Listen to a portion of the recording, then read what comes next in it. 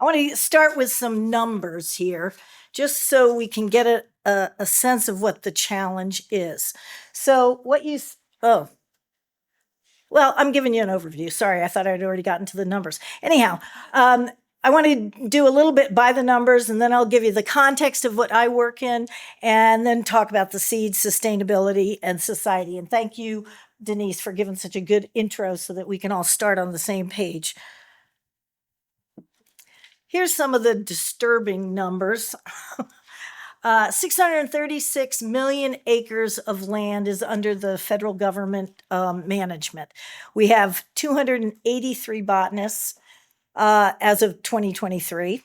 We have a global need of 1.9 billion tons of seed, native seed. And for BLM alone, which is the agency I work for, we've estimated we have a need for 500,000 tons of seed. But the most disturbing number I found was that in the United States in 2023, we gave out 489 botany degrees or plant science degrees. And that is at the undergraduate, the master's level, and then PhD doctoral students. And look at how it compares to the marketing degrees. I'm like, what are we marketing? If we can't, so we need to turn that around and have, unless, I don't know how we could do it. Maybe we need to get more people to market the botany, okay? Market the native seeds, market nature. But 45,000 marketing degrees, I'm just like going, compared to 489. And that is a high number. For decades earlier, it was less than 400. And that's just stunning to me. And that is a fact from the National Center for Education. And then the last number, and I'm going to talk about these things in context later, but $358 million was the estimate of 5 years it would take us to implement the national seed strategy. And that was just for 5 years of work that we thought we could get done. And that's the cost of 2 F-35s. It's not that much. I had somebody say to me, "Oh, Peggy's got rose-colored glasses on." And I was like, and it was somebody high up in one of our government agencies. And I said, I don't have rose-colored glasses. You take 12 agencies that signed the agreement that they were going to do this seed strategy. You got 5 years, and you divide that into 358 million, and it was only 7 million. I didn't think that was rose-colored glasses at all. So I'm just want to go through then and talk a little bit about our federal land managing agencies. I think, if I have this right, we have 636 million acres of land. And if you look at these acres or these agencies, and these are the 5 land managing agencies in the United States. It's about a third of the United States land mass. The Bureau of Land Management alone is about a tenth of the United States land mass. And so these are acres. If you think about your quarter-acre backyard, and you look at the number of acres that we are managing for you, the BLM botanists each botanist managed equivalent of 6.5 million acres. It's not what we need to be doing. We need more botanists, we need more plant scientists, we need more ecologists to really take care of this land. Because in the United States alone, I don't know if any of you recognize that our laws for nature basically go back to England, and the king owns the animals. The landowner owns the plants. And so really, where are our plants protected but on those lands that belong to all of us? So I just want you all to be aware that totally in these agencies, it's 2.3 million acres per botanist. But if you divide up each agency and how much acreage they have and how many botanists they have, because they're all different depending upon what the priorities are for those agencies. It's staggering to think that one person could take care of 2.3 million acres, but that's the way the numbers work. So What we ultimately want to get to here is more botanists, more plant scientists, more ecologists that are working with us. And they don't even have to be in the native plant, I mean, in the federal government. They can be across the government and across our partnerships. So I want to first show you how beautiful, and this is why I got into federal government. I started my career in Fish and Wildlife Service. I then went to the Park Service, and then ultimately ended up in BLM with a stint at the Center for Plant Conservation, which you guys are all a part of and know well here at Santa Barbara Botanic Garden. And that really was a testament to having worked with all of the botanic gardens and federal government agencies. So I don't know if you can see these pictures very well, but a lot of them are Bob Wicks, so I give him credit. But they're the beautiful public lands that we all own and we all should care for. You've got, like I said, the Carrizo Plains in California, Bodie Hills in the Great Basin, Steens Wilderness or Sutton Mountain Wilderness in Oregon, Centennial Mountains Wilderness Study Area in Montana, Handy's Peak Wildlife or Wilderness Study Area. Headwaters of the Mississippi is, amazingly enough, BLM has Menominee River in Wisconsin. We have several different islands in there. We are the public land agency, so we get lands that go out of federal or out of other federal agencies' use and then come into under our management. And over in New York, we've got the Fish and Wildlife Service Refuge, and then down in Florida, Jupiter Inlet is BLM Eastern States Office. We've got Alabama Shores in Louisiana. Funny that it's there. Going around New Mexico, we have Cassia Katui Tent Rocks, and that's a national monument. And then in the lower corner there, we've got Alaska, and that's just beautiful tundra of Alaska. So we have an enormous amount of land where these native plant communities can flourish and are flourishing, but they need our help. And I hate to even bring this up here in California because my heart goes out to everybody that had to deal with all of the fires. But, millions of acres of public and private lands are losing their native plant communities from invasive species, as Denise pointed out, human use and altered fire regimes. And in 2020, we only had 1/8 of the grasses, 1/4 of the forbs, and 2/3 of the shrubs that we were purchasing in BLM that were native seed adapted to the places where we were going to be restoring. And when that native seed is unavailable, we use the non-native seed. And as Denise talked about, that's not going to get us the kind of habitat for the animals that we really want or that are there. I guess I'm going to say that in the last several months, on both sides of the country, along the California coast, you guys just experienced, and in 16 southeastern states, fires here, Hurricane Helene in North Carolina, or the southeastern part of North Carolina, of the United States. We had each of those instances, they are estimating $250 billion in damages. So that's $500 billion that we have in destruction across both sides of the continent. And we do not have the kind of seed that we need to really, well, we have it.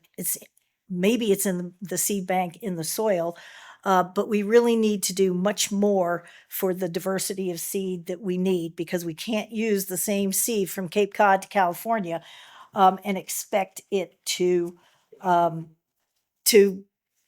grow and do the kinds of functions the ecological functions that we need. So Denise was showing all the beautiful diversity in shapes and sizes, hooks and various appendages that all these plants have adapted to or developed adapting to where they're going. And I just want to talk a little bit about what are seeds? We got a little bit into it with Denise. They are the reproductive structures produced by plants that are capable of growing into new plants. My favorite quote is, "They are not rocks." Beth Ledger from University of Nevada, Reno, she keeps saying that over and over again to people. I'm like, I'm going to use that, Beth. She goes, right ahead, take it on. Because people think that when we collect the seed, it doesn't matter where we put them, we can stick them in the back of the truck, it's fine, but these are living entities that will die if they are not stored correctly. And people just think they can do anything with it. No seed matters. It does. They're living, they're not rocks. It's an important trait to remember. Dormancy is another important trait to remember. It's a survival strategy, and that's why these beautiful super blooms that are in the background of all these slides are in the Carrizo Plains. I mean, it is incredibly important for us to know that, we've got the seed today that could have been standing in there or sitting in that soil for, decades, hundreds of years. They will germinate when the environmental conditions are right. And that makes all the difference in the world of why we need to be collecting seed local, growing it local, and getting it back out local. So using native seed, why are we using native seed for restoration? It mitigates the impacts of all these natural disasters that we're having, and it nurtures. This is one of the things that I think is the most important for us to recognize and use in why it is necessary for us to be doing this work at the local level. I can say that the majority of the land that we manage in BLM is that rural Western land. And so we're growing, all of us are growing a restoration economy that creates jobs and stimulates rural economies. I like to say, nobody is going out to the parking lots of the United States to do recreation. They're just not. And, what they're seeking is the native plant communities that are out there across our lands and the beauty, and I won't even say pristine, but, let's just get them back so that we're not looking at the parking lots of the United States or other awful things that we don't want to really be looking at. Okay, so this is the staggering number, the next one. So the UN decided that 2021 to 2030 is the UN decade on ecosystem restoration. And we have a bond challenge. And that bond challenge is to restore 350 million hectares of land, or in our terms, 865 million acres. And I think it was Simone Pedrini out of Italy, who's now working in Australia, that determined what the need would be for the bond challenge to be met. And it was 1.9 billion tons of seed, native seed, would be needed to restore those acres or hectares, whichever you want. And I think that they said it was a wall, a 6-foot high wall around the equator once that might be I think it's 3 feet deep. So that gives you an idea of how much seed that is. It's a tremendous amount of seed, and none of us have that kind of seed. Certainly not of the natives. We could probably have all the corn or soybeans that we want, but we don't have the native seeds to restore what we said we were going to restore in the bond challenge. So, and I'm going to say that the global, that's probably a low estimate, because that number, the 1.9 billion tons of native seed, was with the use of, I think, 5 to 6 pounds per acre to restore. Whereas what we used for deciding what it was in BLM that we needed to restore the degraded lands was like 9 to 10 pounds per acre. So that's where we got our 500,000 tons. that we don't have. So let's just look at by the numbers for BLM. So from 1996 to 2020, BLM purchased 54 million pounds of seed. And that's the part in the diagram up there that's the blue and the red parts. The blue being the native seed that we purchased, and the red being the non-native seed, because when we don't have that native, we will be buying the non-natives to keep the soil in place. But that's less than 10% of what we need. And that took us 25 years to buy. So think about it. We are going to be, it's a huge challenge. It's a tremendously large number of seeds that we need. We don't even know what we need, actually. We don't know the species that we need. We don't know the quantities. This is a guesstimate, but it's probably, it might be a little high. Nobody's argued with me yet about it, so we'll see.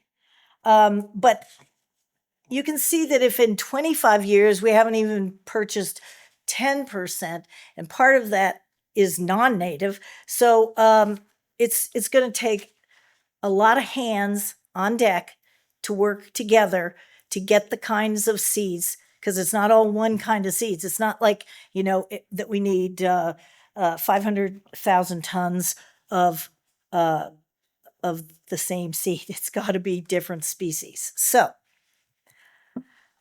let's talk about, I thought I had a little slide in here. Oh, it's coming up. I want to talk about the whole process of going from wildland seed collection all the way around, but I also want to talk about sustainability, because we need to meet present needs without compromising ability of future generations to meet their own needs. And that's really going to require us to balance the economic, the environmental, and the social considerations. We can't over-collect the species. We can't rely on just people to go collect them. We're going to need to grow them. We need to think about how much we need. We need to collect, and we need to think about how much or how we collect. I've seen people go out into areas, not legally, using machetes and just cutting down the whole population of something that they wanted. And that is not, when we're doing native seed collection, we are trying to stick with the Center for Plant Conservation, which is the endangered species protocols. We're trying to keep not at least 20%. We never go over 20% of the collections, and that's part of our Seeds of Success protocol. So we need to think how to develop the enormous amount of seed that we need for restoration. And we may need to think about things differently, such as changing from the typical agronomic model, which I'm going to get to in this one, to what I call the ecological model. And,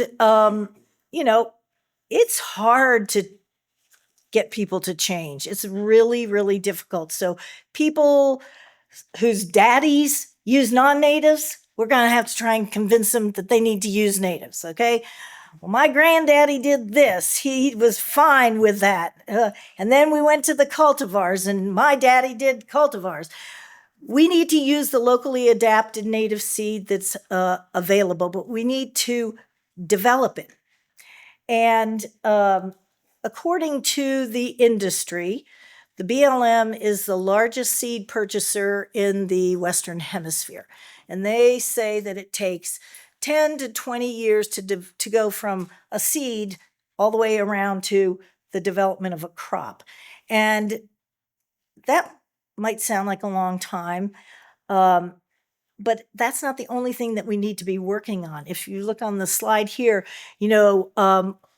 we're not taking the diversity out of the seed the way you are when you're developing, corn or sorghum or one of those crops. We're wanting the diversity to stay in it so that we can use it for restoration and it meets the needs, and it'll be adaptable, more adaptable than what you would get out of the cultivars, which mostly are one provenance, or the seed was gotten from one provenance. And in many cases, it is why we started the seed strategy, because they were taking seed from Canada, Montana and then bringing it down into the Great Basin where we were having all these fires. And, I had a director that was coming up to me going, Peggy, why are people telling me the natives don't work? Well, they're not the natives that were native there. And like I said, you can't take something from Cape Cod and bring it over to California and expect that even if it was the same species, they're adapting to those local environments. Terroir, I think you call it terroir in the wine industry. Maybe we need to use that for native seed. Anyhow, so I kind of want to set the stage here so that everybody knows that this is what I'm talking about when I say that we are trying to go from the Seeds of Success program, which some of you have heard about, which is actually the Wildland Seed Collection Program that we started back in 2020. And Steve Windhager was right. We did get the Botanic Gardens of the United States to be the ones to start that with us. And so we would get them to collect the local seed for us. And we did that because the Seeds of Success program was modeled after the Center for Plant Conservation. And I didn't have people in my agency that knew how to collect and knew how to collect that just 20%. So, starting from the ground up, we are collecting the seed and we are working and partnering, like I said, with universities, botanic gardens, tribes, states, other federal agencies. There is a tremendous amount on the right-hand side of this cycle where we can't do it all, but we need the partners out there in the world because these are seed that sometimes people have never worked with, so they don't really know how to germinate it. They don't know how to grow it in a crop-like setting. They don't know how to harvest it. They don't know when to harvest it. And we need to get it to that point before we give it to the growers out there, because it's not really fair to ask the farmers to do the farming of something that we don't know how to get done. So therein is where we need a lot of more research, and that we go to the Botanic Garden research departments. We go to the universities to get the help from them on that. Keep me honest on time. Okay. Anyhow, so you can see from this that we are going full circle on the ground. Restoration projects are really where we ultimately want that seed to get and where we ultimately want that seed to survive. And I'm going to just talk a little bit about some of and this sort of shows you the live year by year Seeds of Success. And we started that back in 2000 because of wildfires that we had, and in fact, were directed by Congress to develop the program, and not the Seeds of Success program, but a native plant program so that we could get the seed into restoration. And I give a lot of credit to Chris Topic here. He won't take it, but I'm giving it to him because he was up in on the Hill, and he knew what it meant to be using non-natives. And then all of a sudden, we started getting direction. Okay, you guys need to, BLM and Fish and Wildlife Forest Service need to develop the native seed programs so that you're putting the natives out there instead of the non-natives. Seeds of Success. I don't even know if anybody has recognized this, but we just expanded it from BLM to the National Park Service and Fish and Wildlife Service.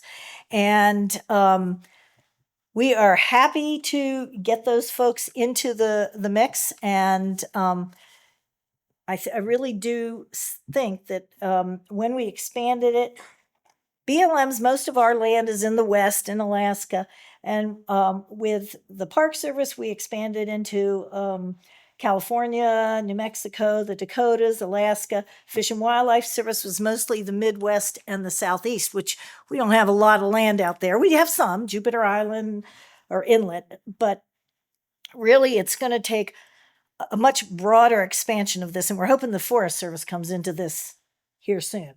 We're having discussions. But I want to say that this did not happen overnight, and it's going to take an army of the botanists, geneticists, ecologists, and others. It's going to take money, and it's also going to take strategic planning. And so you can see back in 1994, when we started the Plant Conservation Alliance, Chris Topic and I and another fella named Ken Berg, we were like, you spend this money on that, we'll spend this money on this, and you spend it on something else. Let's not duplicate our little measly amounts of money that we had for plants.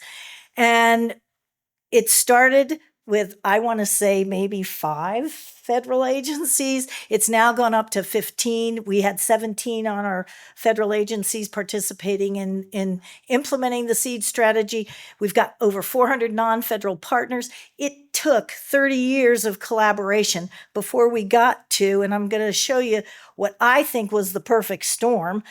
Maybe others would say not, but we've got the National Seed Strategy that we put together in 2015.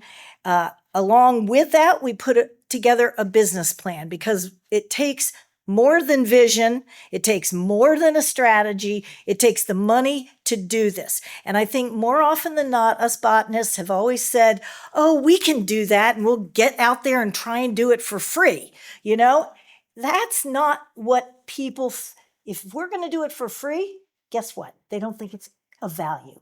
So we need to be doing it and asking for the money. And that's, for some reason, I have never been afraid of saying, give me the money. But, well, my first job, the guy told me, I went to ask for the money for rare plants, and he said, Peggy, I think you should get the Girl Scouts to do this.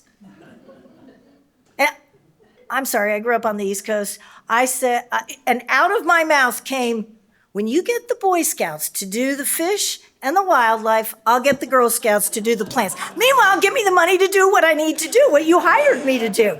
You know, so anyhow, we got the perfect storm here, I thought, because we ended up with a strategy, a business plan saying what we needed in terms of money, and then we had the National Academy of Sciences really bolstering up what we've been saying all along, which was we need to develop a seed program, and we need the money to do it. I want to talk just a nanosecond, I think. Let me. I just want folks to know we put together this seed strategy, and it was an amazing feat of, I don't know how much, it took a year, and it took a lot of participation from a lot of people. And we ended up with the vision, the right seed in the right place at the right time, and the mission to ensure availability of genetically appropriate seed to restore viable and productive plant communities and sustainable ecosystems. And it's the first and only, at this, I don't know if ever anybody else, I think Australia's got it. But when we did this, somebody came up to me at a conference and said, did you know that this is the only seed strategy in the world? And I was like, oh, come on, no, it can't be the only one. But it was, but it has promoted, you know, Canada's looking at developing one. In fact, they might already have done it. I haven't paid attention recently. And I know Australia had one, and I think France, a lot of other countries are following our lead on this, and that is exciting. And there are the 4 goals, and it's really identify the seed needs, ensure that we have these genetically appropriate seed. Research, like I said, it's going to take a lot, because many of these species, we don't know how to grow them. We don't know what germinates them, what pollinates them. We don't know a lot of information, so we need to get that. And then we need to be able to develop the tools so that the land managers know what's going on with using these species. And then I think that the communication, internal and external to our agencies, is also of major importance. And that's why all the botanic gardens in the country are partners with us in terms of getting the message out. And this is just one way. I want to say that hot off the press is our 3rd National Native Seed progress report. And I want to show you a few things that have come up with that. And I think through this, I want to highlight some of the programs that we've done. But what I want to really show is that it is a partnership across federal, tribal, state, nonprofits, conservation organizations, and private citizens. I mean, I think we've even gotten folks saying, "Well, I want to join the Plant Conservation Alliance and do this seed strategy." Um, it is a partnership of many, all going for that one goal of developing the seed. But you can see across here, each of the parts of the wheel of that cycle to develop those native seed. We had projects in every state in the union, and we had, I want to say it was $100+ million that were invested in those 2 years. So I wanted to go back to the guy that told me I had rose-colored glasses and say, not really. We're doing it. We're doing it. These are some of the unusual projects. This is Fort Belknap Indian community up in Montana, and they are working on a grasslands seed collection program and restoration with BLM and the Society for Ecological Restoration. And there's a whole cadre of plant conservation fellows that have developed, that are learning how to collect, learning how to do the things, and bridging that indigenous knowledge with the Western science. And we're learning from them just as much as they're learning from us. And they've got jobs in a very depressed rural ecosystem. And we got the Sagebrush in Prisons project. I don't know if Tom Kay is going to talk about that, but that's a project with BLM and the Institute for Applied Ecology. And this one in particular is with Idaho Department of Corrections. And I have visited several of these prisons, and it makes me so proud to be part of it. It's palpable to see how important a little thing like planting seed and taking care of the sagebrush is to these people. And I just have to hand it to Institute for Applied Ecology that they would do this with us for sagebrush. They were doing it on the rare plants, and I'm like, well, we need more sagebrush. Let's get onto that. And so we started doing it, and people have written me letters just telling me about the impact that this program has had on them, and it provides potential jobs for when they are released. So from that perspective, it's really, really heartwarming. You don't really want these guys to go back into prisons. Other major accomplishments, okay. We've got, in 2023, we had the Native Seed Conference, and we're going to have another one at the end of February, courtesy of the Institute for Applied Ecology and BLM. We also have a Native Seeds documentary that was done and actually debuted at the 2023 Native Seed Conference. And I think that that's available on YouTube. There's a trailer that we might be showing. I don't know if I got that to you or not, but hopefully we can get it to you. And we've got 1 minute. It just really, you get to see sort of the whole cycle going from collection all the way around to restoration. And it's from award-winning videographers, Holden Films, and they were fabulous, and they went all around, and I think Naomi's even in it. And then this was the findings of the National Academies of Science. We do need the scientists backing up the work that we're doing. Otherwise, we're not going to be effective. And then I kind of want to talk about society here at the end. And plant blindness is a term that came up back in, I want to say 1998. Georgia O'Keeffe got it way before the rest of us did. And I love this quote. Nobody sees a flower, really. It's so small. We haven't time, and to see takes time, like to have a friend takes time. And I just thought that summed it up. And part of what I want to say here is that we need to get the world to start seeing flowers. We need to get them to understand that really that sense of place are the native plant communities around our country. I think the world gets it more than we get it sometimes. But anyhow, I think that we need to take her, it takes time, and that we need to show people how to do it. In some ways, I think that we need to open the garden gates, and that's what I want to end on. And I'll do that in a minute after I just show you a few more accomplishments in terms of this is right by my house in October.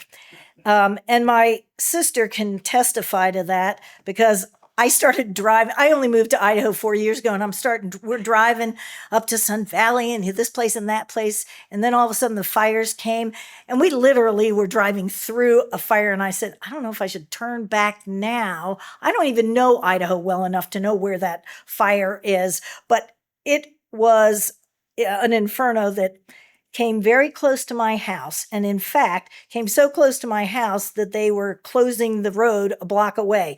So it's very real, folks, and you guys have gotten that here too, and my heart goes out.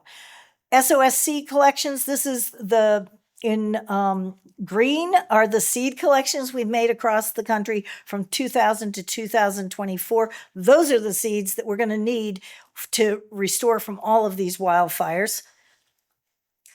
In California alone, there have been 7,817 wildfires since 2000. You had 7 active wildfires when I was making this originally, and it did say active wildfires like that when I made this. And we've made 492. And by we, it's not me, it's all of you, it's your local folks. But we're trying to get ahead of the curve. This is my hometown is Asheville, North Carolina.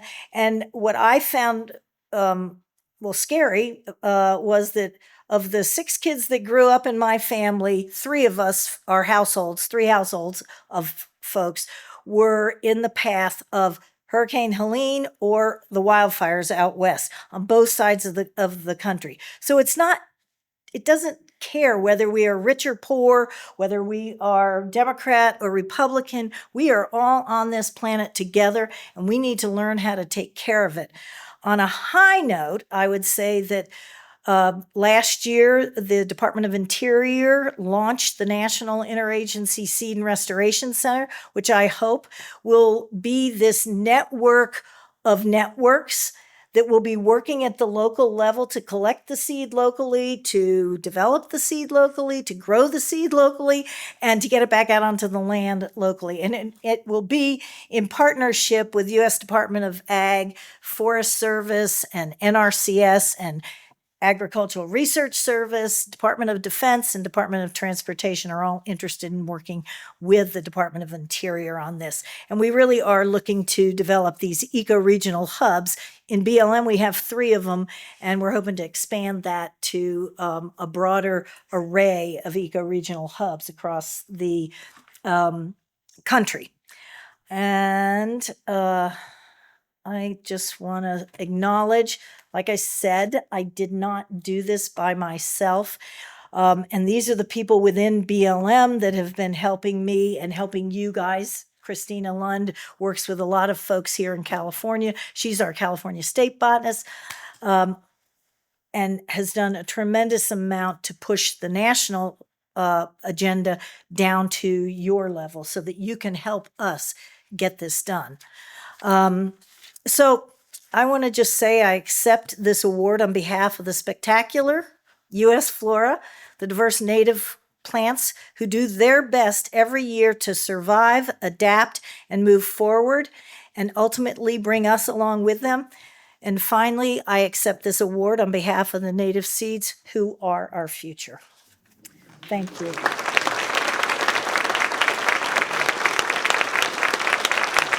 Did I do it?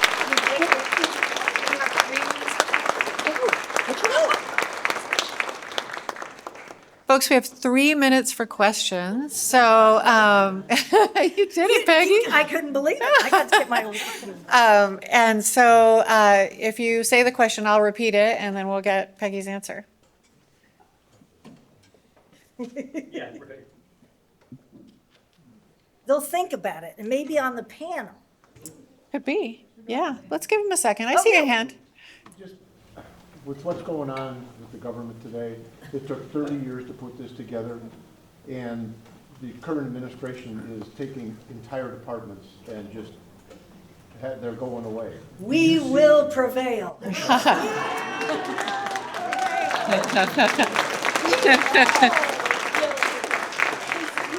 are going to help each other Peggy? and the plants. Hey, Peggy. Oh, sorry. Sorry. So for those of you online, the question was, it's taken 30 years to put this together. There's things happening today. What's going to happen? And Peggy said, We will prevail. hey, who's next? Ooh, I saw your hand first. So you mentioned that there was only like 400 so botany degrees. And I know by example, a lot of institutions near me don't offer botany or a lot of botany courses. My degree was in ecology, for example. What can we do to bring more emphasis to botany, like in educational institutions? So the question is, what can we do to bring more botany to our educational institutions? And I think, unfortunately, the degrees and the professors follow the money. So bringing more money to these universities is going to get you more emphasis. And, I think if you have anyone that you want to talk to about that, Dr. Beth Ledger at University of Nevada, Reno has been super in getting funding for botany projects, botany professors. She's got a lot of graduate students, postdocs, and she's getting them a lot funded through the government funds that are available. But I think I forgot to say, we need to open up all the garden gates in your gardens across the country. That's really how I got started. It's really how I got started. There were, in fact, Pat Raven, Dr. Peter Raven's wife. I didn't know who she was at the time that I met her and she wasn't Pat Raven. She was somebody else. But anyhow, the guy that introduced me to her says to me, "Oh, Peggy, I don't think you know Pat." And I said, and she's the director of the Queens College Arboretum. And I said, "Queens College, is that in North Carolina?" I said, I used to ride my bike through Queens College because it was so beautiful on my way to go to the library in the summertime. And she goes, "Oh, and I bet I can tell you what street you grew up on." And I looked at her and started laughing. And I said, "Okay, what street?" She goes, "Ridgewood Avenue." And I bet you thought that Winghaven Gardens was your secret garden.